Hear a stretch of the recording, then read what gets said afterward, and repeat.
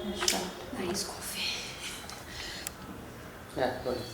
Okay, first of all Shivani, welcome to our channel. Thank you. आपके show को काफ़ी ज़्यादा पसंद किया जा रहा है, मिट्टी से जुड़ी डोर। तो किस तरीके के रिस्पांस आपको मिला और काफ़ी टाइम बाद आप एक बार फिर स्क्रीन पे दिख रही हैं, सो भी आप या शो का नाम है माटी से बनी डोर। और शो जो है या मैं इसके पहले जो शो कर रही थी वो था श्रवणी शिमारू पे आ रहा था, उसके पहले निमकी मुखिया। लेकिन इन दोनों के बाद जो एक इन दोनों के बीच में एक समय आया था corona. It was very bad for every one, not only for actors. सारी जो जो इंडस्ट्री थी हिल चुकी थी। तो खैर हम उस दिनों की बात नहीं करते, अच्छे दिनों की बात करते हैं। काम कर रहे हैं अच्छा। और ये जो मैं शो कर रही हूँ, मैं पहली बार इनके साथ काम कर रही हूँ स्टोमो फिल्म्स के साथ। और ये एक मराठी बैकग्राउंड पे एक शो है, बेस्ड है, जिसपे हमने जिसके लिए हमने शूट किया है कोल्हापुर में भी। प्रॉपर एक फील्ड पे जाके एज एन फार्मर जैसे लोग काम करते हैं, जो हमारे किसान हैं, उनकी कहानी है। तो कैसे जो मेरी जो सिस्टर है छोटी वैजू, वो कैसे हम सबको लेके चलती है, हमारी फैमिली को पालने पोसने के लिए क्या कुछ नहीं कर रही है, उस पे ये कहानी है। और या उसकी भी लाइफ की कहानी है कि वो उसको कई बार रिजेक्शन मिला है लाइफ में। Although she is a very hard worker लड़की, बट एक होता है ना कि एंड में आके अरे यार इसने भी रिजेक्ट कर दिया, उसने भी रिजेक्ट कर दिया, एक उसके अंदर ये है, ये भी एक लेयर है। मेरे कैरेक्टर की बात करूँ तो मैं भी उस घर की एक बड़ी बेटी हूँ, जिम्मेदारी मेरे सर पे भी बहुत है।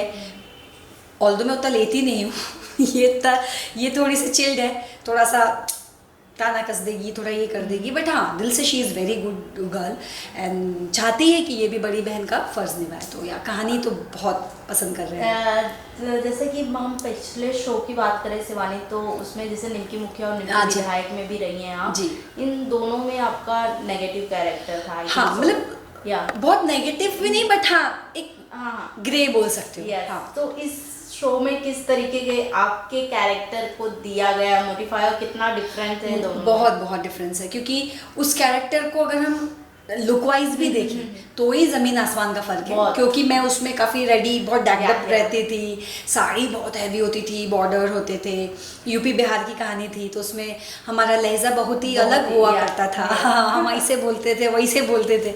और ये मराठी लड़की है, तो अब काय ऐसा तसा, हाँ ये हो गया है। तो एक्सेंट में बहुत वर्क करना पड़ता है। एज एन एक्टर आपको हमेशा you should be like water, कि आप जिस भी उसमें ढालो, ढल जाना चाहिए, जिस भी कंटेनर में ढालो। वैसे ही हम एक्टर्स हैं।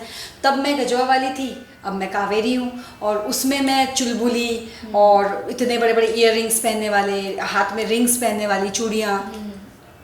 फिर आगे कावेरी तो बिल्कुल 360 डिग्री अपोजिट, जिसमें मैं एक सूती साड़ी पहनती हूँ और एक छोटी सी बिंदी लगाती हूँ, एक चोटी करती हूँ। तो ये जो डिफरेंस है ना, ये हमारे लिए, मतलब बेसिकली मेरे लिए ये जो डिफरेंस है, ये बहुत ज़रूरी था करना। क्योंकि क्या होता है, आप लाइफ में चैलेंज बहुत जल्दी एक्सेप्ट नहीं करते हो, और खुद की जब बात आती है ना कि नहीं यार मैं ये कैसे करूँगी, मतलब या मैं तो कभी इसके अलावा कहीं, मतलब ऐसे मेकअप के अलावा ऐसे मेकअप में कैसे दिखूंगी। एक एक्टर का सबसे पहले तो ये होता है कि कम मेकअप, ज़्यादा मेकअप, वो एक्चुअली होना ही नहीं चाहिए। आपको जो किरदार मिला है, आप उसमें उसको ब्यूटीफुली करोगे तो आप ऑटोमेटिकली ब्यूटीफुली दिखोगे। और शिवानी, बात करें एज अ एक्टर, जैसा कि कहा आपने बहुत गैप हो गए हैं इस समय, जो इंडस्ट्रीज की बात करें, टेलीविज़न की बात करें या फिर बॉलीवुड की बात करें, दोनों में अब काफ़ी ज़्यादा चैलेंजिंग हो गया है विद द एक्टर। कितना फेसेस करना पड़ता है challenging as a actor, struggle? हाँ देखो, स्ट्रगल्स आर नेवर एंडिंग। मतलब हम ये बोल ही नहीं सकते कि भाई ऐसे काम साइड में रखा है मिल जाएगा, कभी भी नहीं। और चाहे वो बहुत अच्छा एक्टर क्यों ना हो, एक्टर अच्छा बुरा नहीं होता है, एक्टर का समय अच्छा बुरा होता है कभी भी। तो आप अच्छा समय आएगा, आप उसको देखने लग जाओगे। हो सकता है मे बी वो बंदा या बंदी ने एक छोटा सा किरदार किया होगा कभी, लेकिन उसका समय उतना अच्छा नहीं था उस समय, तो उसको लोगों ने देखा भी नहीं होगा। लेकिन क्योंकि उसका समय अच्छा चल रहा है, तो लोग बोलेंगे वाह क्या काम किया है। तो ये समय का ही खेल है, लक का ही खेल है। हार्ड वर्क तो देखो बहुत है, अगर हार्ड वर्क नहीं करेंगे तो शायद यहाँ तक भी नहीं पहुँचेंगे। एक कंसिस्टेंसी आपके दिमाग में होना, पेशेंस आपके दिमाग में होना बहुत ज़रूरी है। मैं हर एक्टर को, जो भी अभी आते हैं ना नए नए, तो मैं उनको ये बोलती हूँ कि भाई सबसे पहले अपने कंधे पे जो है वो सब्र लेके आना। यहाँ पे अगर आओगे तो सब्र बहुत ज़रूरी है, क्योंकि जब तक आपके अंदर पेशेंस और सब्र नहीं होगा आप यहाँ नहीं कर सकते, क्योंकि इट्स वेरी अनप्रिडिक्टेबल वर्ल्ड। मतलब आज इतना काम है तो कल कुछ नहीं है। तो वो शायद नेवर एंडिंग है। ये ऐसा नहीं है कि थोड़े दिनों में खत्म हो जाएगा, क्या बोलते हैं, गवर्नमेंट बदल गई तो ये बदल जाएगा, ऐसा नहीं होने वाला है। बट शिवानी, कहीं ना कहीं आपने इतना टेलीविजन किया, तो आपने तारक मेहता का उल्टा चश्मा भी रहे हो, आई थिंक सीमर में भी रहे हो, शक्ति में भी रहे हो। इतने सारे टीवी शो करने के बाद जब इतने डिफरेंस होते हैं तो कहीं ना कहीं लिट डाउन होना पड़ता है। इतना काम करने के बाद अगर हम बिल्कुल हम इतने, अभी देखो जैसे ये होता है कि आप इतने सीनियर ही हो गए, तक करके सीनियर ही हूँ मैं, है ना। अभी मेरे को खुद को 15 साल होने में आ गए इंडस्ट्री में, तो बीइंग अ सीनियर जब आप देखते हो यार क्या है, मतलब मुझे तो कहीं और होना चाहिए अभी, और कुछ करना चाहिए। कहीं ना कहीं आपको फील, देखो सिंपल सी बात है, बुरा जरूर लगता है कि यार मैं थोड़ा पहले आ जाती, शायद और पहले ट्राई करती तो ये होता। बट पता है सारी चीजें सोच के मैंने देखा है सब, मतलब एक होता है ना आपका वो फेस भी देखा है, रिजेक्शन भी देखा है, सब देखा है। बट मैंने उसको सम अप कैसे करती हूँ पता है, कि जितना आप कर रहे हो ना, आप उसमें बेस्ट दो, तो ऑटोमेटिकली जो आपके जितने रिग्रेट्स हैं ना सब खत्म हो जाते हैं। कि आप जो कर रहे हो, फॉर एग्जांपल मेरे को ये दिया गया है तो इसमें इतना अच्छा करो आप कि आपकी दूसरी बातें आपको ध्यान ही नहीं आनी चाहिए, क्योंकि नहीं तो फिर वो आपको तोड़ने में 2 मिनट लगते हैं। जैसे जो लोग यहाँ से स्ट्रांग नहीं होते, आपने तो सुने ही होंगे किससे क्या नहीं कर, कुछ भी बहुत डिसीजन ले लेते हैं, छोड़ दिया, घर छोड़ के चले गए, बॉम्बे छोड़ दिया, आपने खुद को हार्म करते हैं। पर आई डोंट थिंक ये एक तरीका है। बट हाँ, आप जैसे पूछ रही हो कि आपने इतना अप एंड डाउन देखा है, इतने पुराने हो पर कभी कभी फेस करते हो तो कैसा खराब लगता है। ऑब्वियसली हमको लगता है अभी कल के आए हुए, ऐसा लगता है ये कुछ क्या कर रहे हैं, कुछ कभी कभी लगता है हमने तो इतना कुछ किया, उसके बाद भी देखो प्लेटफॉर्म भी बहुत बड़ी चीज़ होती है आजकल ना, बहुत प्लेटफॉर्म बहुत अच्छे हैं इन लोगों।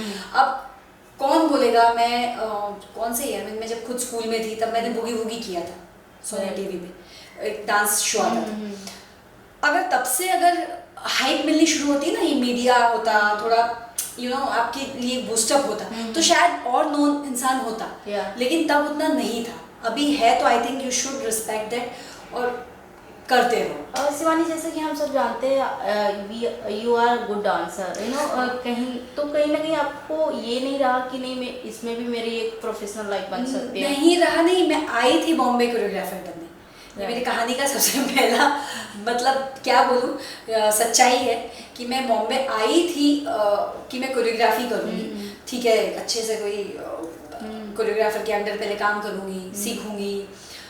बट सही बताऊँ, जब मैंने एक गाना भी किया है बॉलीवुड का कोरियोग्राफ एज एन असिस्टेंट, एक एल्बम भी किया है असिस्टेंट। बट बाद में मुझे ऐसा लगा यार ये टफ है, मतलब इतना इजी नहीं है कि आप पीछे से आप आगे आ जाओ, क्योंकि आपका जो मेन गुरु कोरियोग्राफर होता है, पहले तो उसी से आपको आगे जाना है, या उनको बहुत हेल्पफुल होना होगा आपके सर मैम को जो भी हो, कि यार नहीं मेरा ये बंदा आगे जाएगा। तो आपको या तो वो हेल्प नहीं मिली हो या क्या पता नहीं, और मे बी डेस्टिनी कि मैं आई थी एक एल्बम कर रही थी, तो एल्बम में मैंने हेल्प किया, तो उसमें मुझे जिस दिन शूट हो रहा है उस दिन ही हमारे कोरियोग्राफर ने बोल दिया यार एक काम करो तुम डांस कर लो, दो लड़कियां हैं तुम भी कर लो। तो उसी दिन से मेरी किस्मत, मतलब मैं कैमरे के सामने आ गई, ठीक है, कैमरे के पीछे पर कैमरे के सामने आ गई।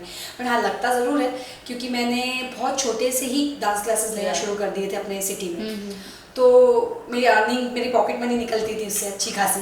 तो पर हाँ डांस थोड़ा ना यही मेरे को चाहिए कि मैं फिर से ना अपने उस ड्रीम को थोड़ा पॉलिश कर दिया। हाँ एग्जैक्टली। फैमिली और फ्रेंड का किस तरीके से सपोर्ट मिलता है शिवानी आपको, जब आपने एज अ एक्टिंग करियर में अपना करियर चूज करने की? सी देखो, बिना फैमिली और फ्रेंड्स के आप नहीं कर सकते हो।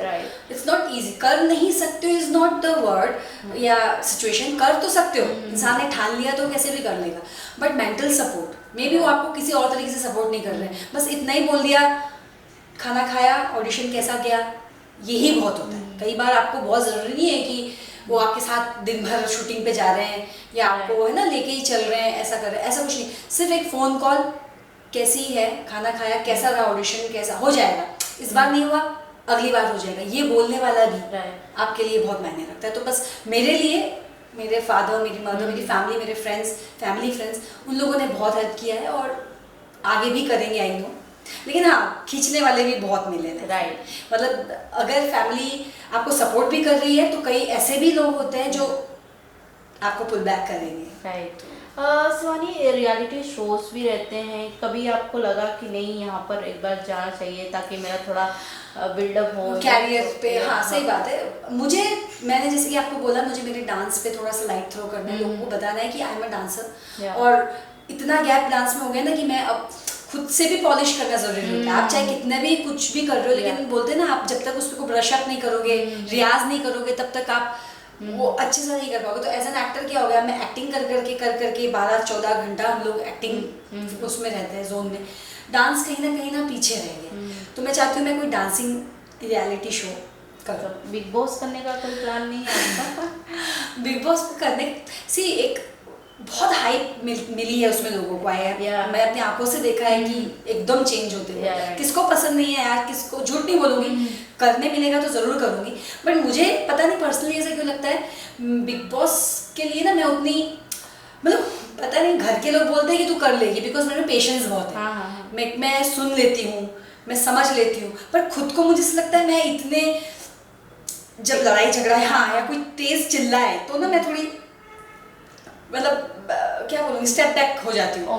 नहीं यार, ये क्यों चिल्ला रहे हैं ऐसे, गाली गलौज क्यों कर रहे हैं, सब चुप हो जाओ। तो मुझे लगता है ऐसी लड़की वहाँ पे फिर क्या करेगी। बट हो सकता है 1 वीक 2 वीक के लिए आई विल एंजॉय, बट मुझे मेरा ऐसा डर लगता है कि पता नहीं इतनी इमोशनल लड़की वहाँ अंदर जाके क्या करेगी। तो बट मेरा साइड दिखेगा लोगों को, ऑफ कोर्स। ओटीटी का भी जमाना चल रहे हैं, तो कभी ऐसा ट्राई है कि ओटीटी पे, टेलीविजन सब ओटीटी पे भी नहीं, अगर करना का मौका मिला तो फिर टीवी पे करूँगी। क्या बात है। लास्टली क्या कुछ कहना चाहेंगे शिवानी अपने फैन और क्या कुछ अपकमिंग प्रोजेक्ट हैं? फैंस को मैं यही बोलूँगी, अभी आप लोग मुझे जिस प्रोजेक्ट में देख रहे हैं उसमें काफ़ी प्यार दिया है आप लोगों ने, उसके लिए बहुत बहुत बहुत थैंक यू। और जितना भी मैंने काम किया है उसमें आप लोगों ने मुझे सराहा है, और भी सराहिए, क्योंकि काफ़ी चीज़ें पाइपलाइन में होती है। It's all about your luck. हो सकता है हम आज इस शो के बारे में बात कर रहे हैं, कल कुछ और शो के बारे में बात करेंगे। बस मैं करती रहूँ और आप लोगों से प्यार लेती रहूँ, यही काम मैं करती हूँ। Thank you so much. Thank you.